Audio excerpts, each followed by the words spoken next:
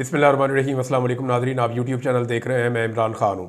कुछ अहम ख़बरें हैं जो मैं आप तक पहुँचाना चाहता हूँ।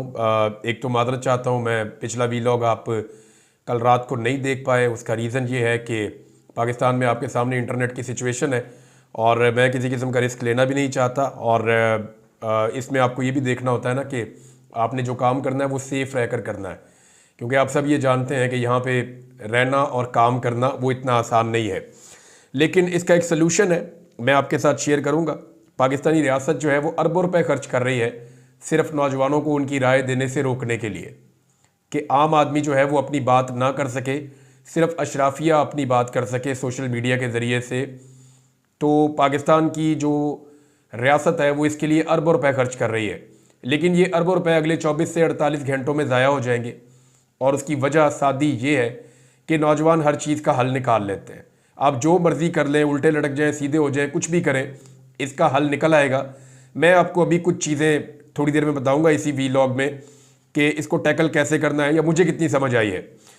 अच्छा जी, लबनान के अंदर ये बहुत अफसोसनाक खबर है, मैं आपके साथ पहले शेयर कर दूँ। इंटरनेशनल फ्रंट से लबनान में बड़ा खौफनाक अटैक किया इसराइल ने, वहाँ पे बमबारी की है और बड़ी ज़बरदस्त गोलाबारी हुई है। इसके अलावा गज़ा में भी इसराइल ने अपने हमले को तेज़ किया है और 2 घरों के ऊपर शदीद बमबारी की है। अब इसके नतीजे में गज़ा में 13 बच्चों समेत 30 के करीब फ़लस्तीनी शहीद हो गए, जबकि लबनान में 40 से ज़ायद लबनानी मुसलमान जो है वो शहीद हो गए। तो 70 से ज़ायद मुसलमानों को शहीद किया इसराइल ने एक दिन में। ये अपनी कार्रवाइयाँ बहुत तेज़ी से आगे बढ़ा रहे हैं। इन हमलों में, इसराइली हमले में जो है वो हसन नसरुल्लाह के चचा, उनके 3 बेटे और उनके पोते भी शहीद हो गए हैं। यानी जितने भी आम ख़ानदान हैं उन सब के ऊपर अटैक हो रहा है और बार बार अटैक हो रहा है। ऐसा लगता है कि अमेरिका में हुकूमत तब्दीली से पहले इसराइल अपने अहदाफ हासिल करना चाहता है, क्योंकि डोनाल्ड ट्रंप ने एक नहीं कई मरतबा ये कहा है कि वो आकर जंगबंदी की तरफ जाएगा। डोनाल्ड ट्रंप ने 2-3 बातें क्लियर की कि वो अब पैसा बहुत ज़्यादा खर्च नहीं करना चाहता। रशिया के ख़िलाफ़ जो यूक्रेन की वॉर चल रही है वो वहाँ भी पैसा खर्च नहीं करना चाहता, वो पैसा अमेरिकन पर लगाना चाहता है। और वो मशरिक़ वस्ता में भी लड़ाई नहीं चाहता, और मशरिक़ वस्ता में इसराइल अपने अहदाफ हासिल कर रहा है। अभी उनके पास बाकी 2 महीने बचे हैं। 20 जनवरी को डोनाल्ड ट्रंप की हुकूमत आ जाएगी, तो देखते हैं तब तक क्या होता है। पाकिस्तान में भी हालात आपके सामने बड़े तशवीशनाक हालात हैं दहशतगर्दी के। जब से पाकिस्तान पीपल्स पार्टी की बलूचिस्तान में हुकूमत बनी है तब से लेकर अब तक दहशतगर्दी में बहुत ज़्यादा इजाफा हो गया है। बार बार दहशतगर्दी के वाक़यात हो रहे हैं और सूबाई हुकूमत या फेडरल गवर्नमेंट उनको काबू करने में मुकम्मल तौर पे नाकाम दिखाई देती है। बड़कें मारी थी पहले मोहसिन नकवी साहब ने, लेकिन नाकाम हुए। उन्होंने कहा जी एक SHO का काम है ये, और उसके बाद हमने देखा कि दहशतगर्दी के तवातर के साथ वाक़यात हो रहे हैं। अब जो कोयटा रेलवे स्टेशन पे खुद कुछ धमाका हुआ, उसकी कुछ तफसीलात सामने आई हैं। उसके ऊपर जो इन्वेस्टिगेशन इदारे हैं वो आगे बढ़ रहे हैं, लेकिन ये एक फेलियर है। जब भी कोई इतना बड़ा हादसा या वाक़या होता है तो ये एक तरह का फेलियर भी होता है। इस फेलियर के लिए लोगों को अकाउंटेबल भी करना चाहिए। पूरी दुनिया में ऐसा होता है कि जब भी कोई सिक्योरिटी लैप्स होता है या कोई बड़ा फेलियर होता है तो वहाँ पे जो सिक्योरिटी के इदारे हैं वो मुतल्लिका लोगों को ज़िम्मेदार ठहराते हैं और उनके खिलाफ कार्रवाई भी करते हैं। लेकिन पाकिस्तान में हमने ये चीज़ें होती हुई नहीं देखी। मेरे ख्याल में इस तरफ भी तवज्जो देनी चाहिए और सख्ती के साथ दहशतगर्दों को निमटना चाहिए। ये मुल्क के दुश्मन है, कौम के दुश्मन है, अमन के दुश्मन है, तो इनसे निमटने के लिए किसी किस्म की नरमी नहीं होनी चाहिए, लेकिन साथ ही साथ खुद एहतसाबी का अमल भी होना चाहिए। अब आ जाए उस बात की तरफ जो हम पहले कर रहे थे कि पाकिस्तान में इंटरनेट बिल्कुल स्लो हो गया और VPNs जो हैं वो तकरीबन बंद हो गए। अब कुछ लोग ये कह रहे हैं कि तमाम VPNs काम नहीं कर रहे हैं, कुछ लोग ये कह रहे हैं कि वो VPN जो मुफ्त में काम कर रहे थे वो काम नहीं कर रहे। तो डिफरेंट खबरें आ रही थी। इंटरनेट की एक्सेस बड़ी स्लो हो गई थी, यानी मेरी अपनी टीम को हमें बड़ी मुश्किल पेश आ रही थी कि इंटरनेट इस्तेमाल करने में, और एक वीडियो भी अपलोड नहीं हो पा रही थी और बड़ी दिक्कत हो रही थी। इवन ट्विटर को इस्तेमाल करने में दिक्कत हो रही थी, X जिसको अब हम कहते हैं, वो भी इस्तेमाल नहीं हो पा रहा था। तो ये सारी चीज़ें ना होने की वजह यह है कि हुकूमत फिर कोई तजर्बे कर रही है। हुकूमत लगातार तजर्बे करती चली जा रही है, अरबों रुपए खर्च कर रही है सिर्फ इस काम के लिए कि जनाब हमने पाकिस्तानी नौजवानों को या पाकिस्तानियों को उनकी ज़ाती राय देने से रोकना है। राय सिर्फ वही होगी जो टेलीविज़न पे चलेगी, जो अशराफिया की राय है, जो पाकिस्तान की अलीट चाहती है या जो रियासत चाहती है कि जनाब इस तरफ सारों को चलाओ तो उसी तरफ चलाया जाए। ना अवाम की कोई राय है, ना अवाम का कोई मैंडेट है, तो अवाम से उसका मैंडेट तो छीन लिया, अब उसकी राय छीनने की भी तैयारी की जा रही है। अब इसमें कुछ वीपीएन जो है वो काम कर रहे हैं। मैं आपको 2 वीपीएन जो मेरे पास अब चल रहे हैं और ठीक काम कर रहे हैं उनके बारे में, मेरी टीम के साथ जो चल रहे हैं और वो ठीक काम कर रहे हैं वीपीएन, कोई उनमें प्रॉब्लम नहीं है। मैं आपको उनके नाम बता देता हूँ। एक्चुअली तो 2-3 रिकमेंडेड है, लेकिन जो 2 वीपीएन अच्छा काम कर रहे हैं, बहुत थोड़ा सा पे करना पड़ता है तो ये पूरे साल के लिए आपका वीपीएन चलता है। बल्कि एक वीपीएन को आप मुख्तलिफ सिस्टम्स के अंदर 4-5 लोग मिलकर एक वीपीएन ले सकते हैं और आपस में एक दूसरे के साथ शेयर कर सकते हैं, तो उन सब का चलेगा। तो एक जो है वीपीएन वो एक्सप्रेस वीपीएन है, ये काम कर रहा है और ये ठीक काम कर रहा है बिल्कुल। एक नॉर्ड है, NORD, N for nest, O for orange, R for rat, D for dog, Nord. और एक है जी एक्सप्रेस। ये दोनों तो बड़े अच्छे काम कर रहे हैं। और एक कोई सरफेस शार्क के नाम से भी है, अब पता नहीं, इसको मैंने इस्तेमाल नहीं किया, लेकिन ये दोनों वीपीएन बहुत ठीक काम कर रहे हैं, तो इनको आप इस्तेमाल कर सकते हैं। बातें जो है मौजूदा हुकूमत कहती है जी हम 4G से 5G पे जाएंगे, ये किसी जी पे नहीं जाएंगे, ये जी हुजूरी पे ही लगे रहेंगे। सर जी सर जी सर जी, ना इनके पास 5G है ना इनके पास 4G है, इनके पास सिर्फ सर जी है, सर जी है। जूते पॉलिश कर करके इन्होंने हुकूमत बना ली है और अब सर जी के अलावा इन्हों कुछ दिखाई नहीं देता। अब मैं आपको एक चीज तो क्लियर कर दूं, ये बहुत जल्दी ट्विटर खोलेंगे, एक्स को बहुत जल्दी पाकिस्तान में बहाल करेंगे, ये मेरी बात आप जहन में रखिएगा। इन्हें करना पड़ेगा। उसकी वजह यह है कि डोनाल्ड ट्रंप ने अपना इलेक्शन अमेरिका में जीता है इसी एक्स की बुनियाद के ऊपर।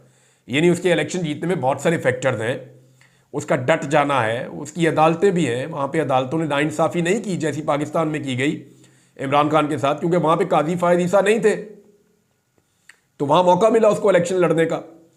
तो बहुत सारे फैक्टर्स हैं वहाँ पे, ये एक्स का एक फैक्टर भी है।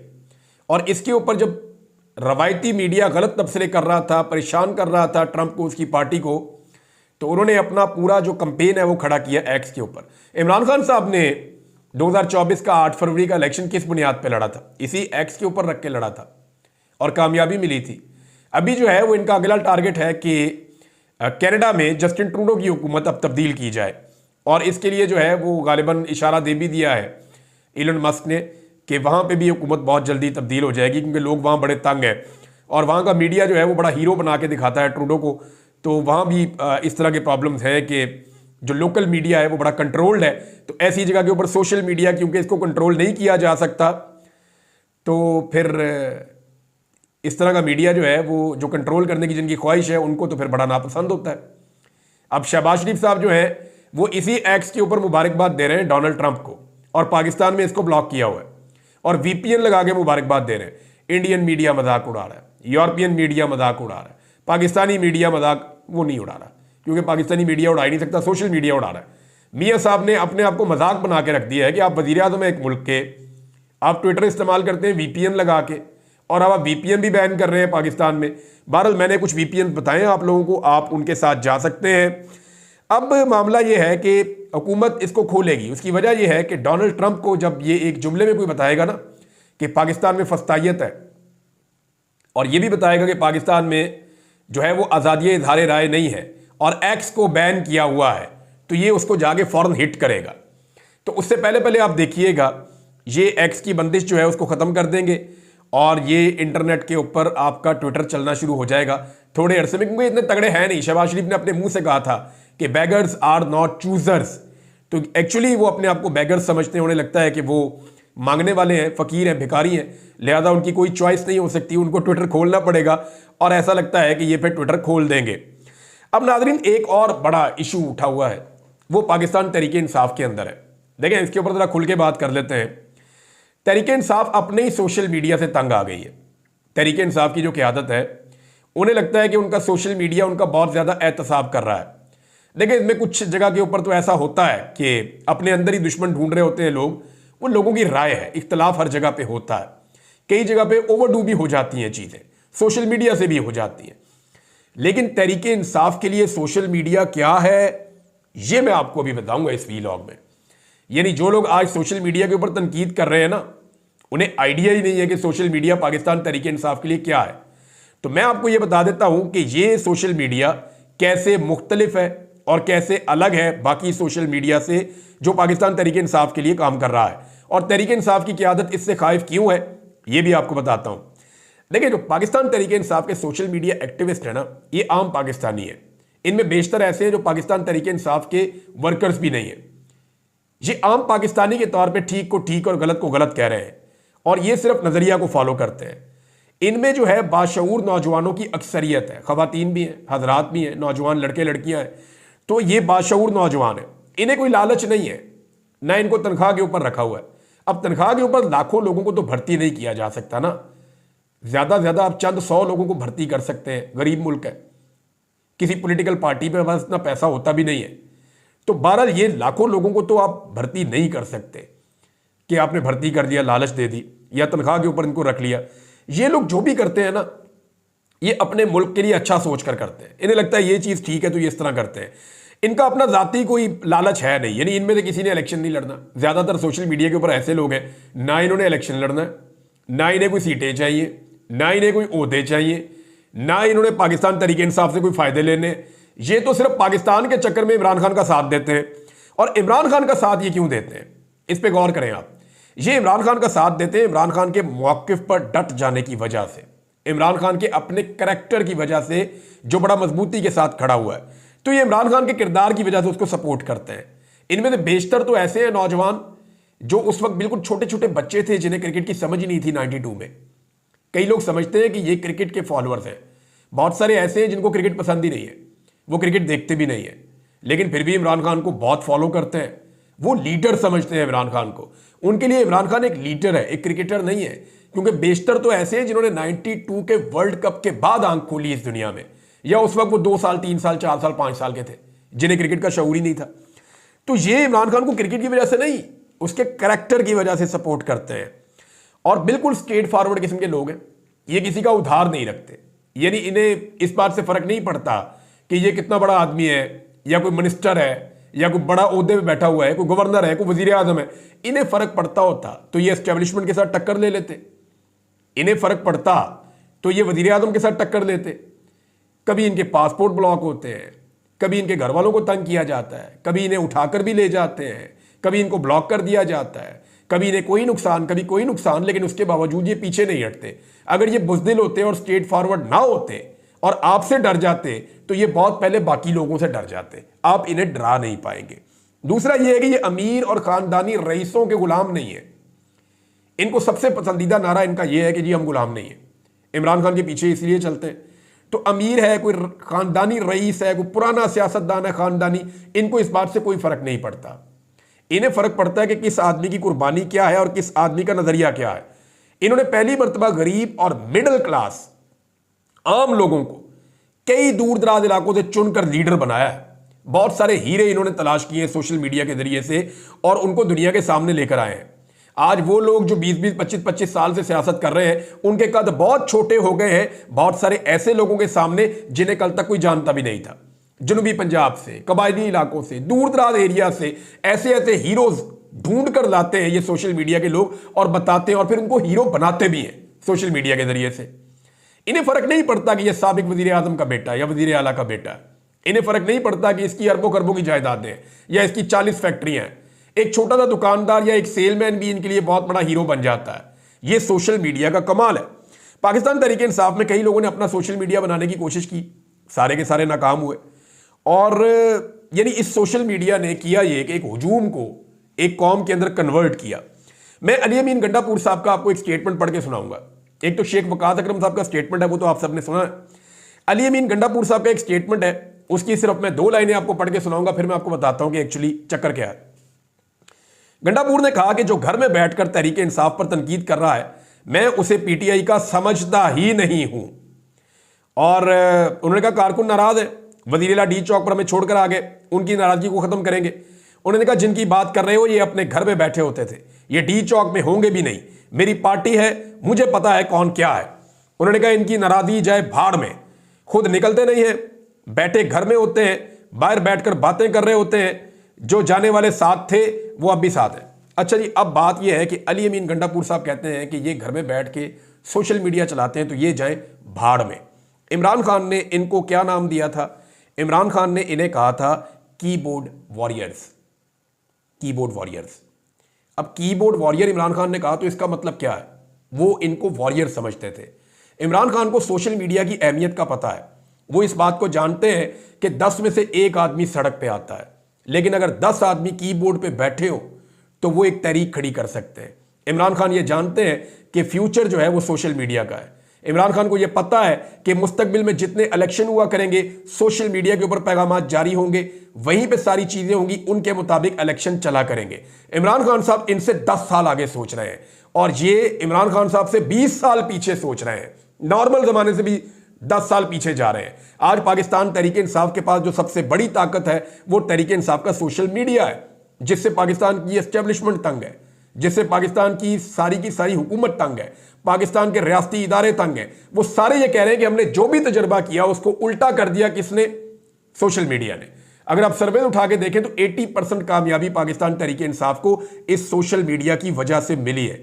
यही कीबोर्ड वॉरियर्स लोगों को बता रहे थे कि आपका इंतखाबी निशान ये है, आपने इसके ऊपर मोहर लगाने है। अब सारे लोग तो जलसे में नहीं आ सकते ना, सारे लोग एक जैसे होते भी नहीं है। लेकिन क्या आप डिस्करेज करेंगे जो आदमी बैठ के सोशल मीडिया के ऊपर आपकी लड़ाई लड़ रहा है? तो क्या आप डिस्करेज करेंगे उसको गाली देकर के तू लड़ाई लड़ी ना, भाड़ में जाओ, तुम भाग जाओ यहां से, हमें सिर्फ वही 4 बंदे चाहिए जो हमारे साथ जाके मैदान में लड़ाई लड़े? भाई सोशल मीडिया एक बहुत बड़ी पावर है, ये पूरी दुनिया में आपकी आवाज को लेकर जाती है। बेशुमार सोशल मीडिया के लोग पाकिस्तान तहरीक इंसाफ से ताल्लुक रखने वाले मुल्क से बाहर चले गए। क्यों चले गए? ताकि उनकी सोशल मीडिया पे आवाज बंद ना हो। और ये लोग जो बाहर गए ये इमरान खान साहब की कॉन्सेंट से, उनकी मर्जी से बाहर गए थे। इमरान खान साहब को इस बात का पता था। अब सोशल मीडिया पे जो लोग तनकीद कर रहे हैं ना, वो एक्चुअली इमरान खान साहब की जड़ें खोखली कर रहे हैं, क्योंकि इमरान खान साहब के मुखालिफिन एक बात का बरमला इजहार करते हैं कि एक चीज है जिसमें हम पाकिस्तान तहरीक इंसाफ का मुकाबला नहीं कर सकते, और वो है पाकिस्तान तहरीक इंसाफ का सोशल मीडिया या उसके कीबोर्ड वॉरियर्स। जब इमरान खान साहब कहते हैं कीबोर्ड वॉरियर, तो क्या कीबोर्ड वॉरियर डी चौक पे बैठा होता है, या कीबोर्ड वॉरियर जो है वो कंटेनर के ऊपर बैठा होता है, या कीबोर्ड वॉरियर जो है वो आंसू गैस के सामने अपना कीबोर्ड रख के बैठा होता है? और भाई वो अपनी उस जगह बैठेगा जहां बैठ के वो कंफर्टेबली आपका बयानिया आगे बढ़ाएगा। एक एक मंजर को एक एक लाख मरतबा वो शेयर करते हैं। ये उनकी पूरी एक स्ट्रेटेजी है जिसके साथ वो काम करते हैं और मिलकर काम करते हैं नौजवान, एक कौम की तरह बन के। मेरे ख्याल में सोशल मीडिया एक्टिविस्ट जो हैं पाकिस्तान के, उनसे माफ़ी मांगनी चाहिए पाकिस्तान तहरीक इंसाफ की क़यादत को, और आइंदा ऐसी भोंडी हरकत करने से गुरेज करना चाहिए। किसी की तौहीन ना करें, क्योंकि ये लोग आपको सिर्फ आईना दिखा रहे हैं।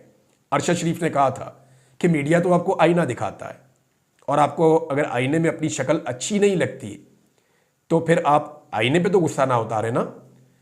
अब अगर आप सोशल मीडिया के साथ ये करेंगे तो आपको पता है कि आपके चेहरे में कितने दाग हैं, फिर आपके और भी दाग निकलेंगे, और भी दिखाया जाएगा, फिर आपको पता चलेगा कि ये भी चीज़ बाहर आ गई, ये भी चीज़ बाहर आ गई। तो मेरे ख्याल में सोशल मीडिया पे भड़ास निकालने की बजाय अपने अंदर थोड़ी सी बहादुरी पैदा करें, अपने अंदर जुर्रत पैदा करें और सोशल मीडिया को फेस करें। इमरान खान ने अपने मुंह से मेरे सामने कहा हुआ है कि मैं भी अपने सोशल मीडिया का मुकाबला नहीं कर सकता, क्योंकि ये आम आदमी की आवाज़ है, और आम आदमी की आवाज़ जो है वो हर लीडर को सुननी पड़ती है। और आप इतने बड़े लीडर नहीं है कि इमरान खान आम आदमी की आवाज़ सुने और आप उसे अनसुना कर दें। एक छोटी सी चीज़ बता दूं, मरियम नवाज साहब ने देखें क्या हरकत की है। उधर पाकिस्तानी जहां भी ये जाते हैं, पाकिस्तानी इनको रोक के कहते हैं कि जनाब आपने मैंडेट चोरी किया हुआ है। अब ये इनको मान लेना चाहिए हमारा मैंडेट जाली है, मान लेना चाहिए हम जूते पॉलिश करके मैंडेट चोरी करके आए हुए हैं। मान ले कि अवाम आपकी शक्लें भी अब देखना पसंद नहीं करती। आप मान ले कि इमरान खान के बुग़्ज़ में आपने पाकिस्तान की मईशत को और पाकिस्तान के हालात का बेड़ा गर्क करके रख दिया है। अब तो नून लीग के अपने लोग तनकीद कर रहे हैं, तो मान लें आप लोग। अब लोग जहां ये जाते हैं वहां तनकीद करते हैं। उधर 3 बंदे इकट्ठे करके चार बंदे इकट्ठे करके उनके हाथ में बैनर पकड़ा के वहां खड़ा कर दिया, उसी जगह पे जहां पे नवाज शरीफ साहब की एक दिन पहले इज्जत अफजाई हुई थी, मरियम नवाज की और नवाज शरीफ की। और वो 4 बंदों में से एक बंदा नारे लगा रहा है, और गौर से देखे बाकी 3 बंदे शर्मिंदा हो रहे हैं कि हम यहां पे क्यों आ गए। आप अंदाजा करें कि ये कितने कमजोर हो चुके हैं, आप अंदाजा करें ये अंदर से कितने बुज़दिल हैं, आप अंदाजा करें कि ये कितने खौफजदा हो चुके हैं, और इनको कितना एहसास कमतरी हो चुका है कि 4 बंदे खड़े करके उनके हाथ में बैनर पकड़ा के 4 में से 3 शर्मिंदा बोल ही नहीं रहे, मुंह नीचे किया हुआ उन्होंने, वो बेचारे मुस्कुरा रहे हैं कि यार हम किधर फंस गए हैं। और एक बंदा जो है वो लगातार बोलता जा रहा है और बाद में उसकी भी सोशल मीडिया के ऊपर सोफे पे नवाज शरीफ के साथ बैठी हुई लोगों ने तस्वीर लगा दी। अंदाजा करें आप, ये हालत हो गई है। और ये हालत करने में ना मियां साहब के साथ जो दो खवातीन फिर रही है ना टिकटॉकर्स, इन दोनों ने मियां साहब को यहां तक पहुंचाया। अच्छा खासा इज्जतदार आदमी था, बेड़ा गर्क कर दिया इन दोनों औरतों ने मिलकर मियां साहब का। फिर मैं और बोलूंगा तो ज्यादा बोल जाऊंगा। अब तक के लिए इतने, अपना ख्याल रखिएगा, अपने इस चैनल का भी। अल्लाह हाफ़िज़।